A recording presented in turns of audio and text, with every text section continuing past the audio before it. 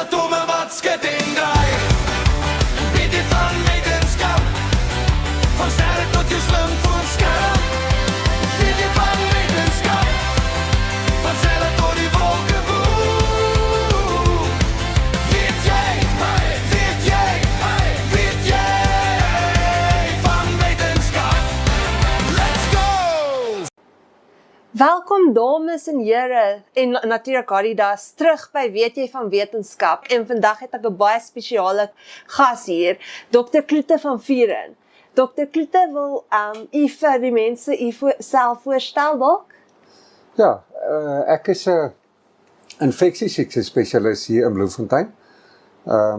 Infeksiespesialis is maar iemand wat jy leer nou 6 jaar om 'n dokter te word en dan spesialiseer jy en ek gespesialiseer as 'n internis en daarna as jy 'n internis is, dan kan jy nou 'n super spesialisasie kies of dit nou in harte is of in longe en ek het gekies om in infeksiesiektes te doen. Ek dink die goeie ding vir my was iemand het eendag toe ek 'n student was my gesê al die ander ouens behandel mense met suikersiekte en hulle bly maar altyd 'n diabetes. Ander mense behandel daar's allerlei kroniese siektes. Maar infeksiesiektes is die een plek waar iemand kom in met 'n longontsteking en jy gee hom antibiotika en hy word gesond en hy hoef jy nooit weer te sien nie. En dit het nogal my baie aangestaan. Maar ongelukkig toe het nou vigs ingekom en nou sit ons ook maar met pasiënte wat ons lewenslank behandel. Dis nie meer so eenvoudig soos jy maak mense net gesond. Ja, yes. En ek het nou 'n eenvoudige vraag. Ek het altyd 'n premium blonde oomblik in die episode waar ek nou vir die gaste 'n eenvoudige vraag vra. Maar wat presies is 'n virus? Want almal sê vir ons, okay, virusse lewe nie, maar hoe presies werk dit dat so 'n ding wat nie kan lewe nie, soveel chaos veroorsaak? Kyk ja, mens kry, ek dink wat mense onderskei is tussen virusse en bakterieë en dan kry jy parasiete. Nou, as mens nou die klomp in die middel vat, 'n virus of 'n bakterie is 'n selletjie met sy genetiese materiaal en die organelle om energie te produseer en proteïene te maak en toksine wat in 'n selmembraan omhul is en wat kan vermenigvuldig op 'n plek waar daar genoeg voedingsstof is of in jou liggaam. Nee. Die verskil is 'n virus is net 'n stukkie genetiese materiaal met 'n paar proteïene wat in 'n pakkie gepak word. En op sy eie kan daai ding dan glad nie vermenigvuldig nie. Hy moet binne in 'n lewendige sel inkom en dan gebruik hy daai lewendige sel se strukture om te vermenigvuldig en energie te produseer en homself meer en meer te maak. En dan hierdie proteïene, wat gewoonlik maar ensieme is wat jy siek maak, te vermenigvuldig wat jou dan siek maak. So sonder die gasheer kan die virus glad nie vermenigvuldig, terwyl 'n bakterie het alles om op sy eie te kan lewe. En 'n parasiet is dan net 'n meer komplekse organisme wat uit veelvuldige selletjies dikwels bestaan, wat ook op sy eie kan leef of binne in jou kan leef en jou siek maak. Maar virus kan net binne in 'n mens se liggaam vermenigvuldig. En nou die vraag wat almal seker vra elke keer as ons oor hierdie goed praat, die coronavirus van 2019-2020, ek seker of van die mense onthou dit baie goed. Ja. Hoekom het hy so effektief versprei?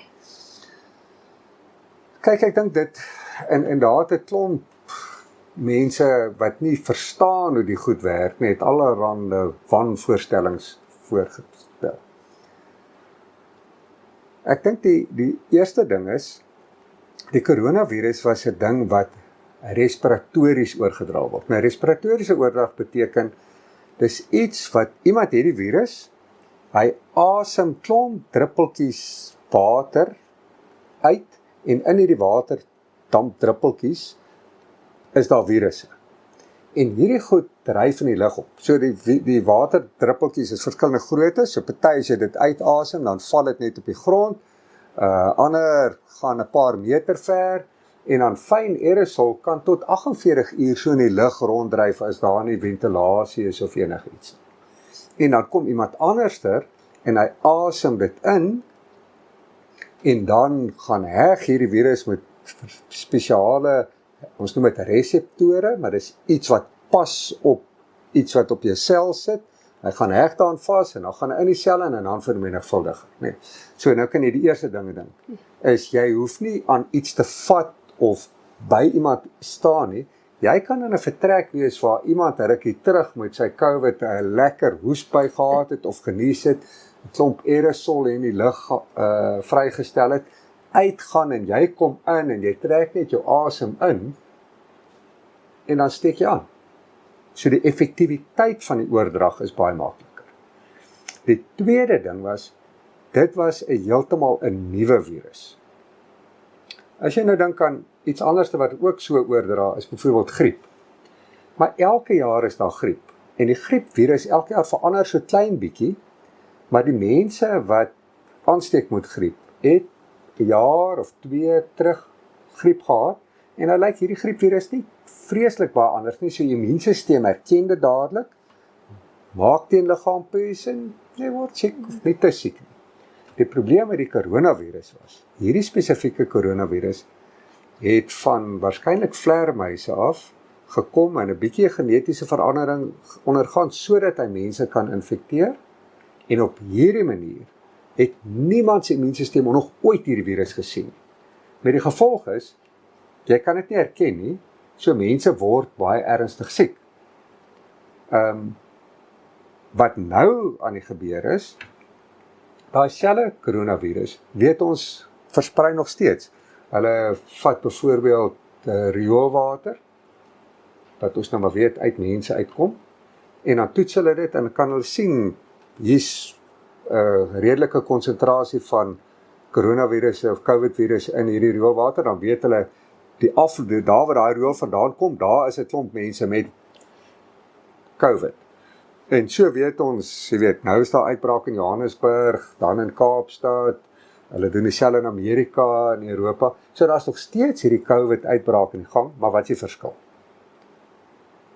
Almal se immuunstelsels het nou al die COVID-virus gesien. Het sy dit deur inenting is, of deur infeksie. So vir niemand is dit 'n nuwe infeksie nie, jou immuunstelsel herken dit, kan onmiddellik teenliggaampies uit sy biblioteek gaan haal, vervaardig teen die ding, en jy word nie te siek. Die enigste mense wat nie teenliggaampies of 'n immuunstelsel het wat herken nie, is babatjies wat nou net gebore is. En jy weet, oorgrote meerderheid van babatjies word nie so siek van COVID nie. So hulle kry dit dan maar weer in. Stel die oupas en die oumas en almal weer bloot en almal se immuunstelsel word net weer opgedateer en daarom is dit nie so groot probleem op die oomblik. En gepraat van inentings en goeters, daar's die mite dat inentings outisme veroorsaak. En dit is seker 'n oorsprong gehad en hoekom is dit wetenskaplik onakkuraat? Okay, voor ek die vraag antwoord, moet ek net 'n duidelike stelling maak. Inentings is baie veilig.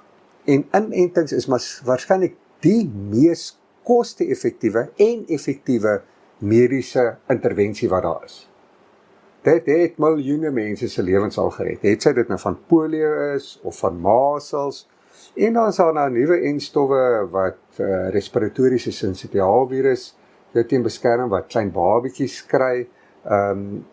So laat ons net dit eers uit die pad kry. Ek dink daar is altyd mense wat enige wetenskap nie verstaan nie. En dan kom met bangmaak stories. Selfone gee kanker. 5G torings word opgesit om mense te beheer en die bevolking minder te maak. Daar's altyd iets aan die gang. Nou dieselfde so met inentings. Daar was 'n Dr. Wakefield in Engeland wat 'n artikel gepubliseer het in 'n baie bekende mediese tydskrif waar hy gesê het met die measles-enstof veroorsaak outisme. Dit het deurgeglip en dit is gepubliseer. En nadat dit gepubliseer het 'n klomp mense gaan kyk na die goed en toe kom hulle agter, maar hy het eenvoudig hierdie data waarop hy dit gegrond het hy gefabriseer. Hy het gelieg daaroor. En sedert daai tyd loop hierdie storie dat measles-enstof outisme veroorsaak. Hy is intussen skuldig bevind van grove wangedrag. Hy is van die rol in Engeland geskraap en nog steeds bly hy 'n groot stem in hierdie samesweringskategorie mense wat sê vaksine veroorsaak outisme, COVID-vaksin is baie gevaarlik, mense gaan dood daarvan en ek het boodskappe wat mense byvoorbeeld in die COVID-tyd vir my gestuur het om te sê dat almal wat die inenting gekry het, gaan doodgaan van die dag. En daar gaan 'n Nuremberg tipe verhoor gehou word en elke keer wat ek vir iemand sê om in te ent, hou hulle rekord daarvan en dit gaan in hierdie verhoor gebruik word en ek gaan skuldig bevind word aan almal wat dood is nadat hulle inenting gevat het. Ek het dit op my foon, jy weet. Dit is wat hulle vir my gestuur het. Die punt van die saak is die COVID-vaksin het miljoene mense se lewens gered.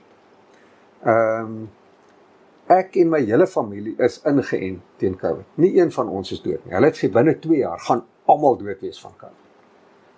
Nou, almal is daarom 'n baie maklike getal om te gaan kyk, is dit werd? Nou, ek en my familie leef nog almal, so dit kan nie almal wees nie. So, dit is doodgewoon nie die waarheid.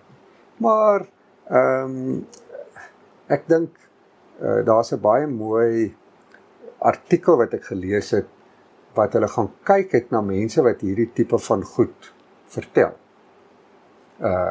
Die artikel het gaan oor 'n klomp, een of ander kerk in Amerika wat gesê het, op hierdie dag gaan die wêreld vernietig word, en die wat aan hierdie kerk behoort, daar gaan buite ruimte wesens kom en hulle van die aarde af verwyder en hulle gaan dit gespaar bly.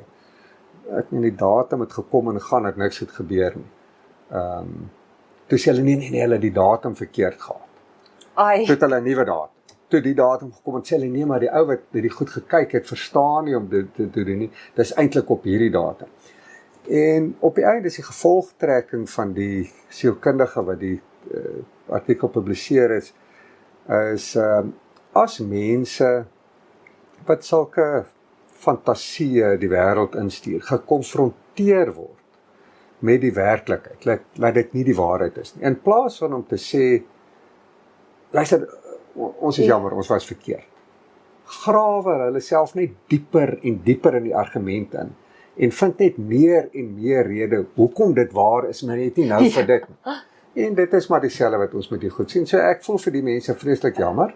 En ek dink dit is 'n sinnelose gesprek om sulke mense van die teendeel te oortuig, want hulle grawe hulle net dieper en dieper in hulle eie argumente.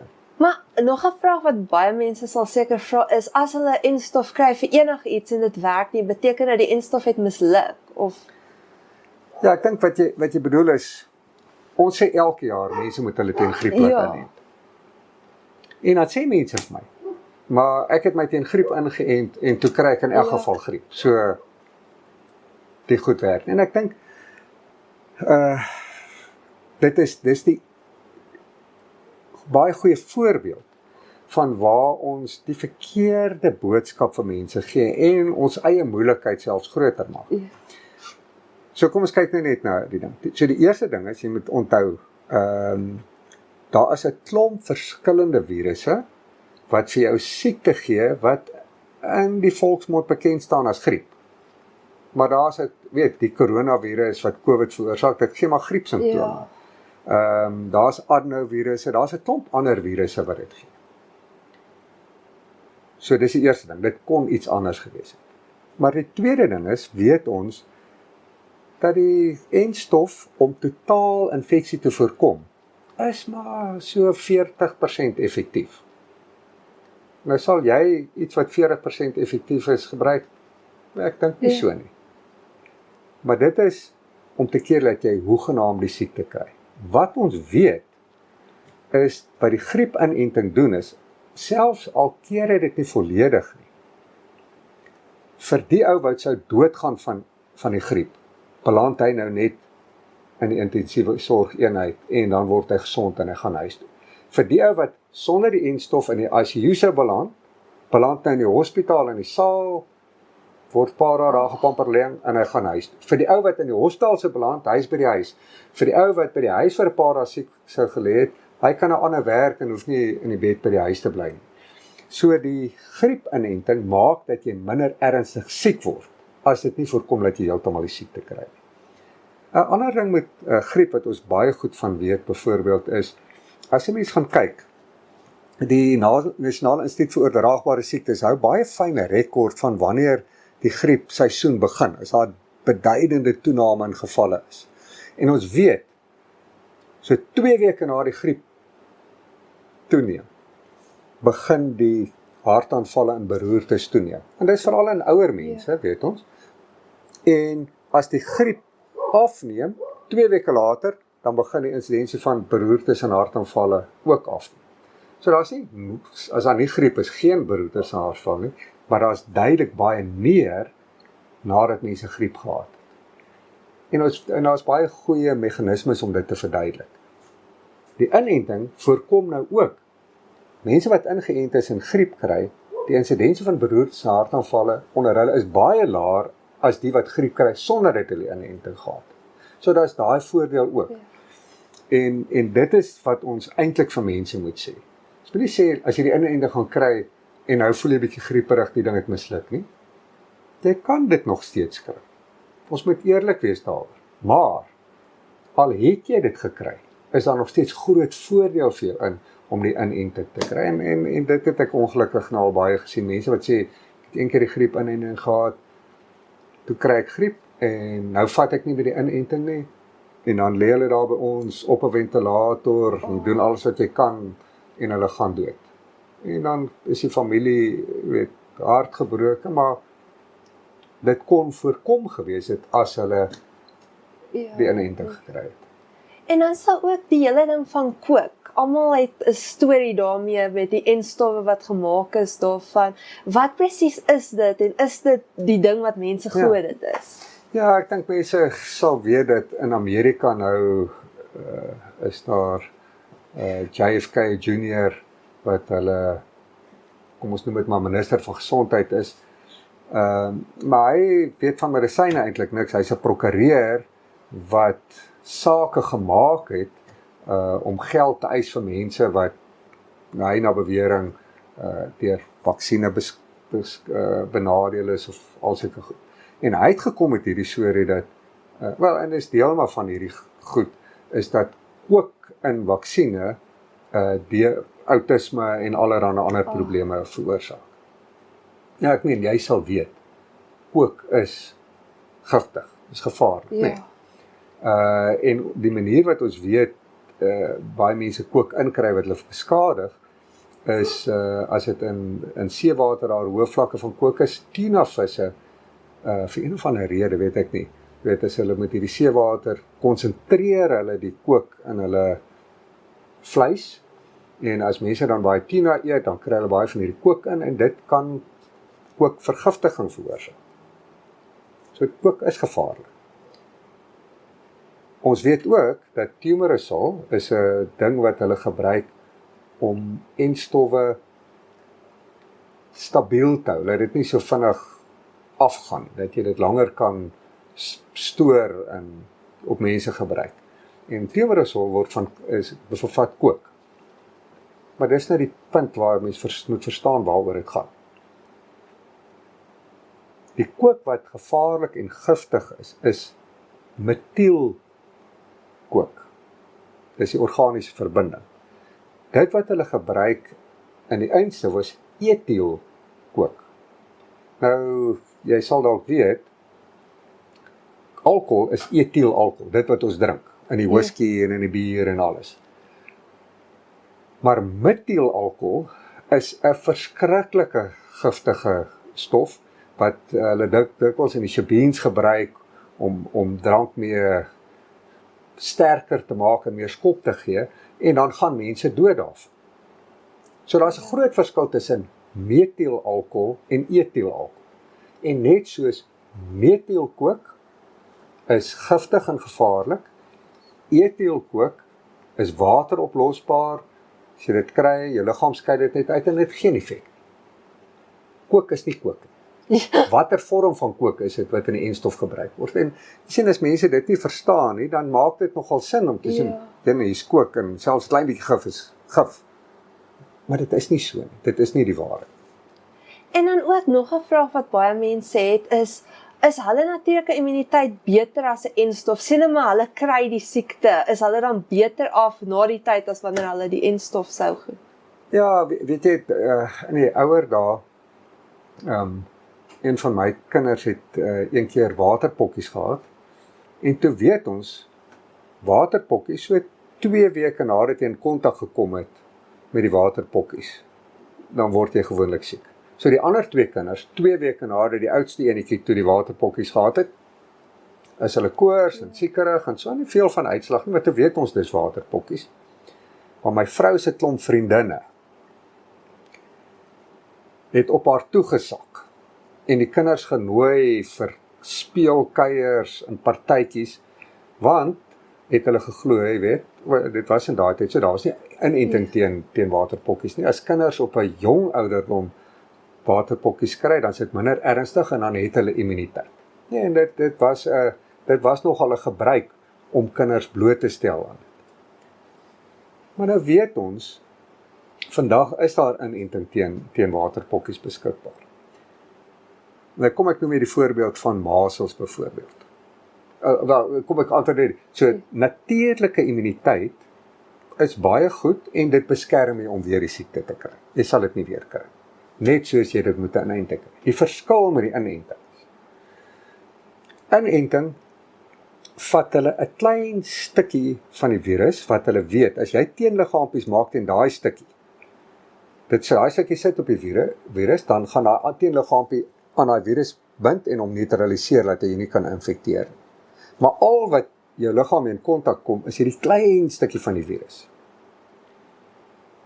Teenoor die hele virus met 'n klomp ander goed saam, wat party kinders baie siek maak. Party kinders gaan dood van measles. Jy kry 'n vorm van measles waar hulle measles nou kry, en dan jare later 'n tipe van 'n breininfeksie met measles kry, waar die ding die hele tyd gesit het in jou brein en aktiveer, en dis ongeneesbaar. Daai mense gaan dood. So jy kan nou kies. Natuurlike immuniteit met die measles virus, wat jy die hele virus inkry met al die potensiële gevolge daarvan, of 'n klein stukkie van daai selfe virus wat glad nie al die meganismes en proteïene het wat in jou sel in kan kom en vermenigvuldig nie. So jy kry dit, jou liggaam sien dit, leer ken dit, en as jy dan met die measles virus in kontak kom, antiliggame en jy kom niks binne. Daar is vir my nie 'n argument oor natuurlike infeksie teenoor inentingsimmuniteit. Nou, ons het dit met die COVID gesien. Mense het gesê hulle kry eerder COVID. Ja, mense kry eerder COVID. Daar's baie mense aan COVID dood. Daar's niemand aan die vaksin dood, ten spyte van wat almal wil beweer. En weer gepraat daarvan, hulle sê ook, daar's ook baie stories, ek weet nie hoe akkuraat hierdie wetenskaplik is nie, dat die mRNA-enstof in 'n mens se DNA geïntegreer kan raak. Ek sien dit is weer mense wat niks verstaan van doodgewone wetenskap. As ek vir jou so kan sê, kyk, DNA sal nou byvoorbeeld die bouplan vir hierdie huis van julle wees. Gedetailleerd uitgeteken met mates en waar kom daar vensters en wat se spykers moet waar gebruik word en wat se teëls moet op die vliere kom. Dis 'n gedetailleerde plan. Dis jou DNA, jou liggaam se DNA is dieselfde. Dis al die proteïene wat jy nodig het om te weet wie jy is in daai DNA vervat. Nou besluit jou liggaam, ek het hierdie proteïen nodig. Die bouer besluit, ek het 'n klompie spykers nodig om hierdie stukkie werk laat te maak.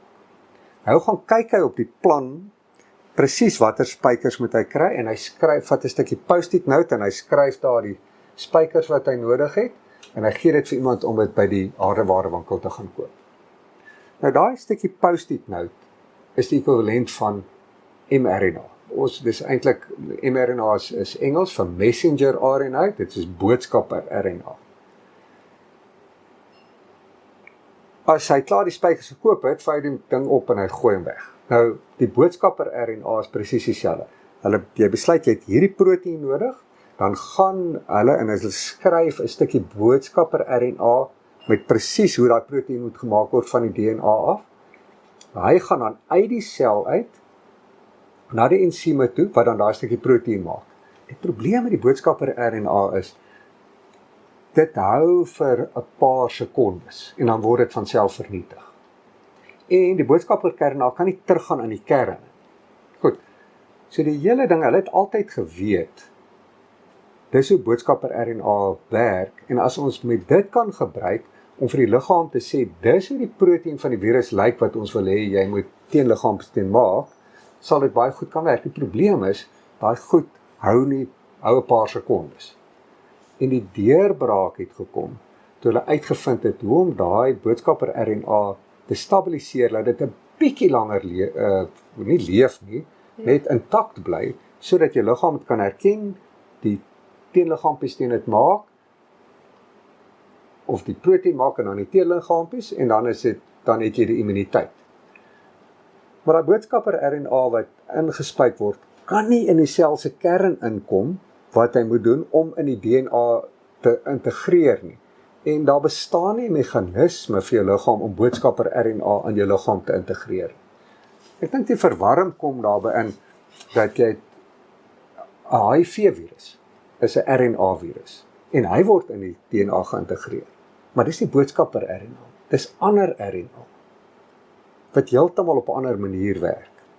En nou sit ons met die situasie dat waarskynlik die mees effektiewe manier om inentings te vervaardig, wat boodskapper RNA is, het dieselfde John F. Kennedy Jr. in Amerika nou alle navorsing om gestop want dit is gevaarlik. Die voordeel daarvan is, jy kan gaan en jy kan 'n virus sien, hoe lyk die virus en besluit daai stukkie is waarteen ons die teenliggaampies nodig het. Baie vinnig die RNA vervaardig, die boodskapper RNA, dit gebruik vir 'n vaksin. So die hele idee was, en dit is wat daai tyd ook gebeur het, is dat as daar nou 'n baie erge griepepidemie kom, kan jy baie vinnig gaan en die inenting maak presies soos jy dit wil hê. As daar 'n ander COVID-virus eendag kom, of watse virus ook al, hierdie mRNA-vaksine is hoogs effektief, kan baie vinnig vervaardig word en is baie veilig. Maar nou mag hulle meer verder navorsing daarop doen. En ek dink die groot wêreld vir hierdie boodskapper RNA-vaksines was byvoorbeeld kankers. As iemand 'n sekere kanker het, is dit omdat jou immuunstelsel nie daai kankerselletjies doeltreffend kan aanval en doodmaak. En dan begin hulle vermenigvuldig en dan het jy nou kanker. Nou kanker is 'n ding wat jy stadig doodmaak. Jy kry vandag en môre as jy dood soos met infeksies. Kanker kan maande vat om jou dood te maak. Maar daai maande is genoeg tyd om jou kanker te vat, na die laboratorium toe, dit baie mooi te ontleed, 'n spesifieke boodskapper RNA vaksin wat net vir jou sal werk te maak, dit in te spuit, jou immuunstelsel maak dan teenliggaampies, en nou val dit hierdie kanker aan, en jou liggaam genees die kanker. Dit was die fantastiese moontlikhede, hoewel dit nie was nie, is die fantastiese moontlikhede met hierdie boodskapper RNA vaksine, wat in Amerika nou heeltemal, hulle mag nou glad nie meer navorsing daarop doen. Nou in Europa en so sal dit aangaan, maar al die wat wetenskaplik is, wat regtig daarop gewerk het, en wat genoeg geld gehad het van die Amerikaanse regering om dit te doen, was in Amerika. Ja. En nou mag hulle nie meer.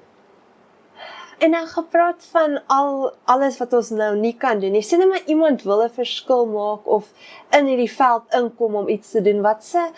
Wat sal Dr. Velde voorstel om op skool te doen en dan ook op universiteit in terme van vakkeuses of Kyk, in studierigting? Ek dink die eerste ding is mens moet begin met vakkeuses wat jy toelating gee tot universiteit. Ja.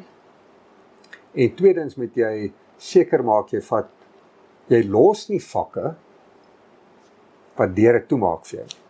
En ek meen daai vakke is wiskunde en wetenskap. Om in hierdie velde in te gaan, wel of dit nou medisyne is of 'n wetenskaplike, want dit is nie eintlik regtig dokters wat hierdie vaksines maak nie. Dit is hoogs gespesialiseerde wetenskaplikes. Dokters werk dikwels eers as die vaksine begin gebruik word om te kyk of dit werk en dan om mense te diagnoseer en dit te kyk wat veilig is en dit toe te dien. Maar of jy nou in die mediese rigting wil ingaan of in die wetenskaplike rigting. Right, so wat jy nodig het, wiskunde en skynwerk. Maar kinders vermy dit. Is te veel sport en dit en dan kom jy die wiskunde uit nie en sukkel. 'n vraag wat mense baie keer het, hoe noodsaaklik is lewenswetenskap wat ons dink aan skynhart en Kyk, ek dink lewenswetenskap maak dit vir jou baie makliker in die begin want jy leer die konsepte en dit maar lewenswetenskap is so belangrik. Jy kan dit maar op universiteit optel. Maar dit help definitief om jou die basis te gee om baie makliker aan te gaan. Die toelatingsvereistes vereis altyd wiskunde en skynwerk. En dan lewenswetenskap is verseker 'n baie goeie vak om ook te vat vir jou universiteitstoelating. En dan ook vir interessantheid, enige raad vir studente wat al klaar in hierdie rigting is, wat nou tans besig is om te swat? Ek dink net mense moet entoesiasties bly en deure gaan oop. Ek sien 'n klasmaat van my sê, ons probeer te veel ons paaie kies waarop ons loop. Paaie kies jou. Ja. So en ek moet eerlik sê, dis my ervaring ook, jy weet, ek het nie gemik om te sit hier waar ek nou sit nie. Ek kan vir jou baie lank vertel van skool af en universiteit en selfs nadat ek gekwalifiseer is waarheen ek gemik het. En ek het nie naaste by daar uitgekom nie, want elke slag het 'n ander deur oopgegaan, het ek 'n ander rigting ingegaan en op die einde het ek hier beland. Wat vir my 'n baie beter opsie is as die goed waarin ek gemik het. So 'n mens moet nie te hard probeer in 'n rigting, jy moet wag dat die deure vir jou oopgaan. En as daar deur oop is, dan stap jy daardeur en jy gebruik die geleentheid. Ek stem saam. Nou, ons het baie oor bangmaak stories gepraat, maar nou wil ek vir dokter self die geleentheid gee om dokter se eie bangmaak storie dalk vir die mense te vertel. So ons gee altyd vir die gaste 'n tinfoelie hoed wat hulle dan moet opsit en dan het hulle die geleentheid om enigiets te vertel en die kykers mag geen opinie lewer nie, want solank 'n mens die hoed aan het, is 'n mens immuun teen enige vorm van kritiek. Maar as ek immuun is teen kritiek, dan bly dit. Kyk, ons lag altyd oor hierdie konspirasieteorieë, hierdie wel ek noem dit bangmaak stories, nê. Samesweringsteorieë is seker 'n meer aanvaarbare naam vir dit. Maar dit bly altyd vir my 'n tragedie. Want dit is altyd dit neem loop omdat daar mense is wat glo dit is waar. Dit neem loop omdat daar mense is wat ander oortuig dit is waar. En die grootste probleem van my, dit is, ek meen as jy na 'n toordokter toe wil gaan vir jou gesondheid, gaan na 'n toordokter. As jy al hierdie goed wil gebruik, gaan na dit. Maar as daar mense is in wie jy vertroue veronderstel is om te hê, en dit vir jou vertel en jou van die spoor afbring, dit is my 'n tragedie. En dan word daar groot geld gemaak uit al hierdie konkoksies wat hulle verkoop en goed wat ons weet nie werk nie. Ek meen al hierdie goed wat mense drink, al wat dit gee vir jou is baie duur urine. Verder het dit geen effek op nie. Maar mense spandeer miljoene en in die Amerikaanse mark is al hierdie supplemente biljoene dollar werd elke jaar. En ek kan dink dat mense sal op podcast en whatever hierdie goed stoot en dit dan op advertensietjies verkoop en geld maak uit mense se goedgeloofigheid. So ek dink dit is 'n tragedie om hierdie eerlike waarheid te vertel. Ek kan nie dit. Dit is ons een van ons gunsteling tinfoelie hoede oomblikke op die pot gooi so ver. Baie dankie vir al dokter se tyd en jy sal sien uit om weer iewers verder te gesels oor hierdie goed. Ek doen dit graag, maar ek haal die ding nou af. Okay. Weet jy